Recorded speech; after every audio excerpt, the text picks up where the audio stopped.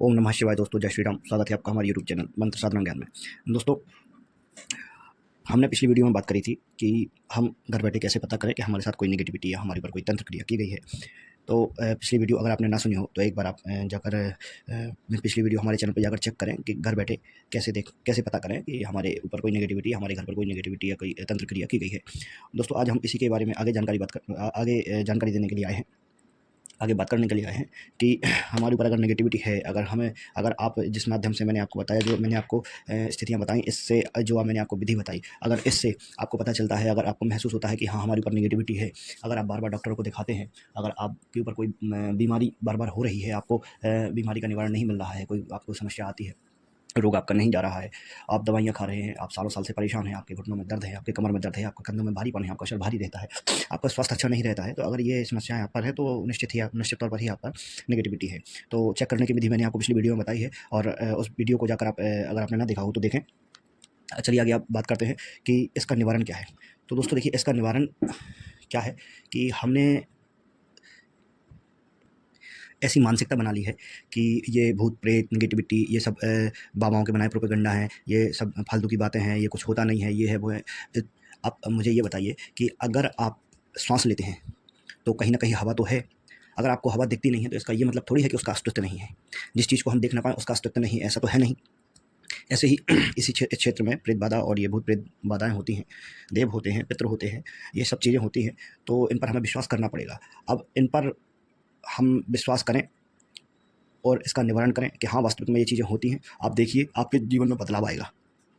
अगर आपके ऊपर गंदी क्रिया किसी ने करी हुई है या आपके साथ कहीं से कोई नेगेटिविटी लगी हुई है, ज़रूरी नहीं है कि आप पर पेशी आए, उसकी हाजिरी आए। अगर आप पर कोई नेगेटिविटी लगी हुई है तो आपको आपका मन खराब कर सकती है, आपके सर में दर्द, आपके शरीर में दर्द, आपके मन में गंदे गंदे विचार, ये सब चीज़ें ला सकती हैं। तो इसका निवारण आपको करना पड़ेगा। और या इसका सबसे पहला निवारण तो ये है कि अगर आपके आसपास कोई साधक हैं, कोई जानकार हैं, लेकिन आप पहले उसको जानिए, परखिए, फिर उसके यहाँ जाइए। पहले उसके बारे में पता करिए कि हाँ वास्तविक में ये कुछ जानता है या ये सिर्फ ड्रामा कर रहा है। क्योंकि आजकल लूटने वालों की संख्या बहुत ज़्यादा बढ़ गई है, धर्म को बदनाम करने वालों की संख्या बहुत ज़्यादा बढ़ गई है। इसलिए मैं ये नहीं चाहता कि मेरे कहने पर आप कहीं जाएँ और आप कहें कि आपने ऐसा कहा था, ये ऐसा निकला, वैसा निकला। तो आप पहले ही उसकी जाँच परख करें, उसके बारे में पता करें कि नहीं वास्तविकता में अगर वो कुछ जानता है, वास्तविकता में अगर उस पर कोई देव की कृपा है, किसी का आशीर्वाद है, तो ही वो आपकी समस्या का समाधान कर सकता है।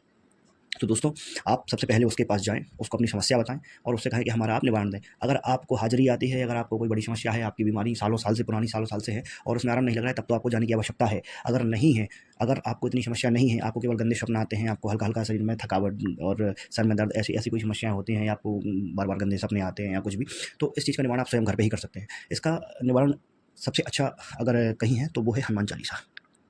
दोस्तों, हनुमान चालीसा एक ऐसा आप कहें पाठ या महामंत्र है जिससे बड़े से बड़े भूत प्रेत, जिन जिन्नात, बड़े बड़े खबीस उससे कांपते हैं। जहाँ हनुमान चालीसा की धुन बजती है वहाँ से, अगर आपको हनुमान चालीसा पढ़ना आता है तो बहुत अच्छी बात है, अगर नहीं आता है तो आप सुबह शाम दोनों टाइम बैठ के सुन सकते हैं। फ़ोन में लगा लीजिए, साउंड में लगा लीजिए, कहीं भी लगा लीजिए। ये आपको आता है तो आप जितने ज़्यादा से ज़्यादा पाठ कर सकते हैं, आप हनुमान चालीसा के पाठ करिए।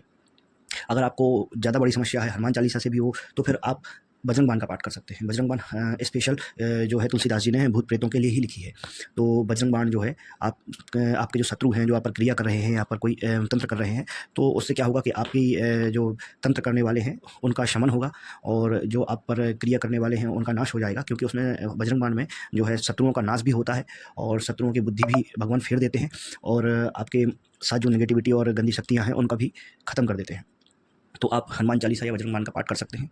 अगर हनुमान चालीसा, बजरंग बाण का पाठ भी नहीं कर सकते हैं तो मैं अपने चैनल पर कुछ दिनों बाद एक भूत प्रेत भगाने का मंत्र डालूँगा। आप उसको भी जो है सुन सकते हैं और उसका जाप कर सकते हैं। अगर आप उसका नित्य प्रतिदिन एक माला यानी 108 बार उसका जाप करते हैं तो आपको उससे बहुत ही आराम देखने को मिलेगा। और ये कोई बड़ी चीज़ें नहीं होती हैं, ये घबराने वाली कोई चीज़ नहीं होती है ना। ऐसी कोई चीज़ है कि एक बार लग गई तो ज़िंदगी में, हाँ, ज़िंदगी में परेशान वो होता है जो इन चीज़ों पर ध्यान नहीं देता है। और हमें क्या है, अगर हमने इस चीज़ को ध्यान दे दिया है तो हमें इसका निवारण करना होगा। और आप अगर 24 घंटे में 2 बार, 4 बार, 10 बार, 20 बार आप चलते-फिरते, उठते-बैठते भगवान का नाम तो ले ही सकते हैं। तो आपके जो भी इष्ट हैं, आपके जो भी देवी हैं, देवता हैं, आप जैसे भगवान शिव को मानते हैं, माता काली को मानते हैं, हनुमान जी महाराज को मानते हैं, गुरु गोरखनाथ जी महाराज को मानते हैं, बाबा भैरव बाबा को मानते हैं, जिस भी देवी-देवता की आप को हृदय से मानते हैं, माता दुर्गा को मानते हैं, तो उनके मंत्र का जाप कर सकते हैं। उनके मंत्र का जाप सुबह-शाम करिए। अगर आप नहीं कर सकते हैं तो आप चलते फिरते उनका नाम तो ले ही सकते हैं। जैसे कि अगर हनुमान जी की आपके इष्ट और हनुमान जी का आप नाम लेना चाहते हैं तो आप जय श्री राम, सीताराम, सिया राम, सीताराम, हनुमान, आपको जो भी नाम पसंद है आप उसका जाप करते रहें चलते फिरते, उठते बैठते। आप कुछ दिनों बाद देखेंगे आपके शरीर में अलग ही फुर्ती, एक अलग ही ऊर्जा, आपके चेहरे पर तेज, और धीरे-धीरे बहुत सी चीज़ें आपको देखने के लिए मिलेंगी। आपके सभी काम बनने लगेंगे, सभी गंदगी की चीज़ें आपसे दूर जाने लगेंगी। ऐसी आपको चीज़ें देखने के लिए मिलेंगी। लेकिन उसके लिए आपको कुछ करना पड़ेगा, क्योंकि तुलसीदास जी ने भी लिखा है, "एक घड़ी, आधी मैं पुनिहाद, और तुलसी संगत साधु की हरहिं कोटि अपराध।" तो या आपको साधु की संगत मिल जाए, और साधु की संगत नहीं मिलती है तो हमें ही साधु मानकर आप हमारी बातों पर चलें। हमारी जो हमने आपको चीज़ बताई है उसका अनुसरण करें, तो आपको कहीं न कहीं देखने के लिए ये चीज़ें मिलेंगी। तो ठीक है दोस्तों, आज के लिए बस इतना ही, और अगली वीडियो में हम आपको एक नई जानकारी के साथ मिलते हैं। ओम नमः शिवाय, जय श्री राम, जय माता दी।